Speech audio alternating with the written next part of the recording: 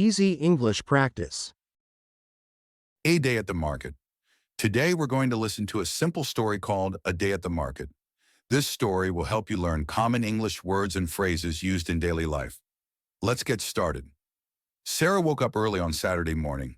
She had a big smile on her face because it was her favorite day of the week, Market Day.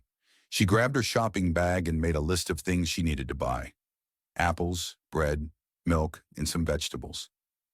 At 9 a.m., Sarah left her house and walked to the market. It was a beautiful sunny day and the streets were busy. People were walking around talking and shopping.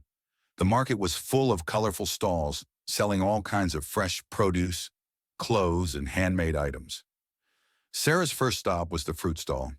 "Good morning," she said to the vendor. "How much are the apples?" "They are $3 per kilogram," the vendor replied. "Great. I'll take 2 kilograms, please." After buying the apples, Sarah walked to the bakery.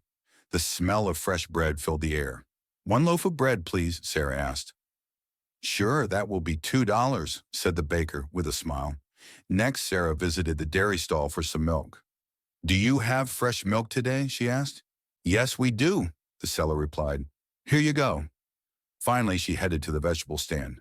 "I need some carrots and tomatoes," she said. "How many carrots do you need?" the farmer asked. "Just 5, please, and I'll take a small basket of tomatoes." With her bag full, Sarah walked home, happy with her purchases. She spent the afternoon making a delicious salad with the fresh vegetables and baked some cookies with the milk and eggs she already had at home. At the end of the day, Sarah felt tired but satisfied. She had a productive and enjoyable time at the market, and her house was filled with the smell of fresh food.